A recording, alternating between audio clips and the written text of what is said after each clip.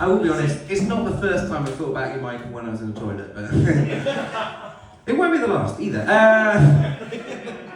Just a bit of news for you. One of our acts, unfortunately, has been unable to make it this evening. But Michael, as he said, is planning for a big show. So he's going to come at the end and do another totally different 10 minutes you haven't heard before. So he'll be on the last act that's in. So he can do some more of his stuff he's got to get ready. Is that right?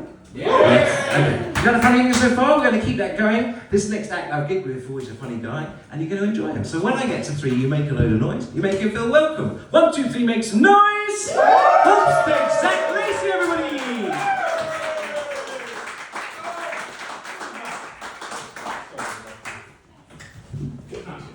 How you doing? All right? Yeah. Oh, you having a good day?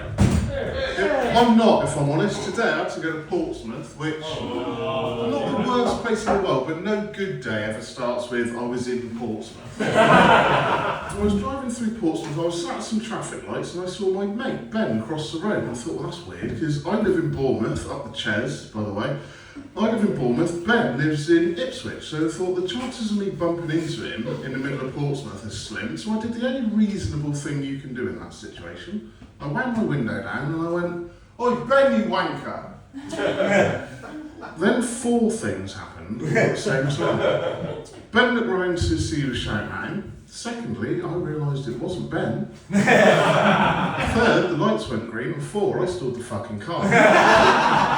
So there I was sat in the middle of Portsmouth with a very angry looking Portsmouth man who, on second look, doesn't really look very much like Ben at all, looking like he wants some answers. So I managed to get the car started and I got out there and I thought, oh, I'm a bit flustered, I need to calm down, I'll just go and get myself a coffee. So I went into Starbucks. I don't know about you, but when I go to Starbucks or a coffee shop, I only ever order a flat white. I don't want chocolate sprinkles, I don't want pumpkin spice, I don't want extra whipped cream. Basically, I don't want a coffee that's been vajazzled. I just want some anxiety in a cup. And it said on the board, flat white, $4.25. But as he was ringing it up, he goes, that'll be £4.30, please. And I went, no, it says $4.25 up there. He goes, yeah, but you had a cup. What? He goes, yeah, you had a cup, that's 5p extra. I said, well, what's the fucking alternative? Are you going to pour it in my hand or just make it straight in my pocket? What are you talking about? He goes, yeah, no, that's just our policy. Turns out the correct answer is you bring your own cup. Come on, mate, I'm paying £4 for a coffee here. If I was organised enough to have my own cup, I'd be organised enough to put my own fucking coffee in it. What are you talking about? And don't give me this bollocks about being good for the environment either, because you didn't grow these coffee beans in a window box in your flat, Jasper, did you? Starbucks have paid a Guatemalan farmer $3 a day and flown them all over the world. I'm not the arsehole for expecting someone to drink it from. And we just wouldn't accept this behaviour anywhere else. If you went downstairs for a drink, and you asked for a pint, and he poured it all over the bar, you'd go, you're doing that wrong, son. If he then said, oh, if you wanted it in a glass, you should have asked, you'd be fully justified in calling him a cunt. We just wouldn't accept that behaviour anywhere else. Bit of news from me, I was 47 the other day, it was my birthday a couple of weeks ago. Yeah. Thank you. Now you might agree with this, you might completely disagree with this, doesn't matter, but I have been told I don't look like I'm 47 years of age. Which I suppose just goes to show that that saying, black don't crack, is true, or in my case, beige don't age. See, I am mixed race. See, my granddad was from Brazil, so that makes me about 75% white British and 25% black Brazilian. And that's an interesting ratio, right? Because that means I'm dark enough to have been called the N-word, but not dark enough to use it. Right, I can't walk up to a group of black guys and go, all right, my ninjas, how you doing? Because I'm spending the fucking night in hospital if I do that. But being a mixed race, you do get sort of a mix of traits from both sides, right? So from the white side, I get my dancing ability. I dance like I'm fucking riddled with special needs. On the plus side, I do have a massively overdeveloped sense of self-importance and privilege. From the black side, I get my swimming ability. Right, so if you ever watch the Olympics, you see the black guys, they're running like fuck, none of them are in the swimming pool. Right? That's the thing. I don't know whether it's something to do with our bodies being more dense or what, or we just don't float. It's a real thing, look it up, it's called blackophobia. So when I go swimming, where you probably do lengths or widths, I do depths. Panicking fucking depths. You know the film Cool Runnings? There's a reason why that was about bobsledding and not about swimming. If it was about swimming, it would have been called Cool Drownings. Just 6 black dudes at the bottom of a pool dead. John Candy going, fucking hell guys, I told you, stay at the fucking shallow end. But on the plus side, from the black side, I do have a massive couple of lips. When I was at school, I was told, don't worry if you can't swim, Zach, because it looks like you've got a pair of armbands strapped to your face. And that was a teacher too. No, it wasn't. Oh, I was going to ask you if anybody here has got teenage kids, but looking at the age range in here, you look like you've got a combined age of about 29, so probably. No, you have got teenage. Yeah? Are they pricks? Yes. Yes. Mine too. I've got 2 boys, 15, 13, biggest pair of sarcastic, smart-ass pricks you've ever met. Problem is, it's my fault, because I made them that, right? I specifically designed them and trained them to be like that, because I too am a sarcastic, smart-ass prick. When it's the 3 of us, and we're together, and we're taking the piss out of somebody else, it works perfectly, exactly what I wanted. Problem is, now they're a bit older, they've realised that they can join forces and turn on me. There's barely a day goes by now where I don't get completely mugged off by 2 little mini versions of me. Give you an idea, went in the chippy the other day to get some food, not for a day out, that'd be weird. When the food was ready, she handed it to me and she goes, enjoy your meal. And I said, out loud, you too. Got outside, the little one goes, oh, Dad, did you just tell the woman in the chip shop to enjoy the meal she's not about to eat? I said, yeah, I did do that. It's a bit weird, that, Dad. Don't think I'd have done that, bit weird. Went, all right, get in the fucking car. The older one took a slightly different approach. He kind of looked at me sideways and went, knobhead. If I'd have called my dad a knobhead when I was 15, I wouldn't be here telling you this story. But the world's changed. You can't hit children anymore. You can't leave a mark. If you know what you're doing and you're careful, you can get away with it. But the 15-year-old's been making me laugh recently because about 6 months ago he started talking like he's in an episode of Top Boy. You know the TV show? Top Boy, it's all man then, bruv, fam, blood, bruv, all this fucking nonsense all the time. So on the phone to him the other day, he goes, can't fam, say nothing.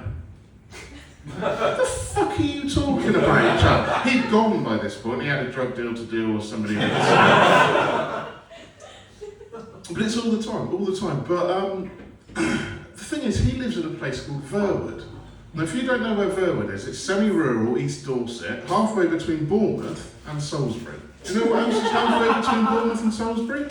Fuck all! Fuck all! Horses, fields, trees. There's fuck all there, so fuck knows what he thinks he's doing. And he's my son, so he's 12.5% black. He can't get away with it, right? At best, he's Magnolia. Do you know what isn't halfway between Bournemouth and Salisbury? South East London or fucking Jamaica, so fuck knows what he thinks he's doing. But he was part of the funniest conversation I think I've ever had recently. Right, so he's 15, so he's starting to see girls and he's got a girlfriend. And me and my ex-wife, we got together and we said maybe it's time we had a conversation with him, because at 47, I'm too young for grandchildren, and I'm assuming he doesn't want chlamydia, so let's have a chat with him and make sure he's wrapping it up.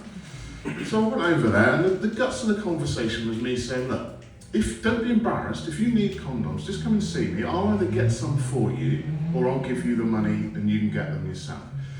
His mum, who I get on fine with, and I'm sure she was trying to help, but she said something fucking insane. She said, just don't buy the flavoured ones, because they don't taste of anything. There was a split second of silence, and then they both realised that she had just told him that she sucks cocks.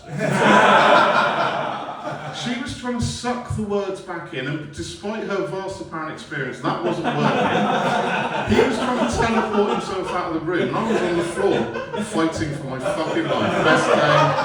Best day ever. But in reality, I'm glad I have that relationship with my kids. kids where we can be open and honest and take the piss out of each other, because it shows they're kind of confident. Because when I was a kid, I wasn't very confident, right? And here's why. When I was about 6 or 7, I was at school and we were getting ready for a nativity play. And when you're 6 or 7 getting ready for a nativity play, the first thing you want to know is, what part am I going to get?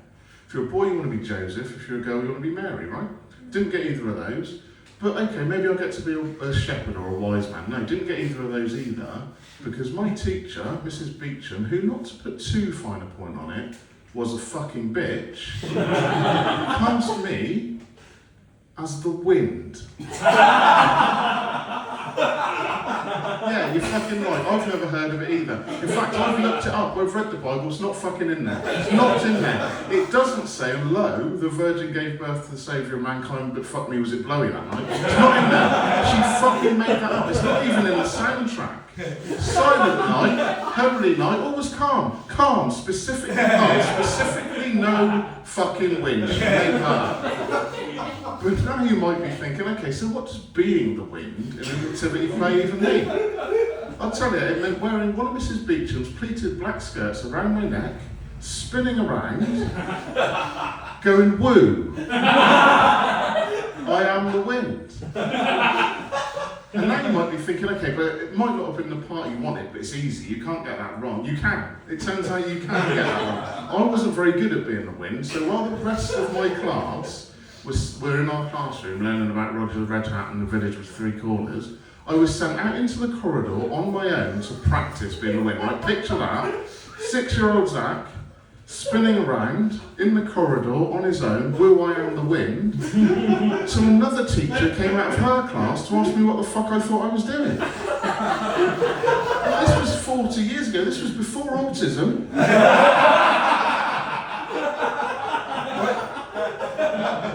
If that happened now, that second teacher would have put her arm around me and go, oh, we'll get you tested, sweetheart. Not there. She just looked at me and went, dickhead.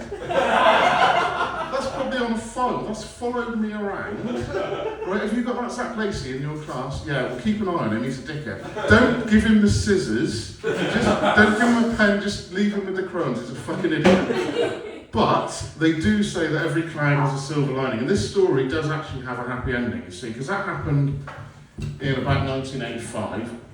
And at the time, Mrs. Beecham had to be about 60 years of age if she was a day. So now I can take comfort in knowing she's almost certainly fucking dead. Exactly. Thank you very much.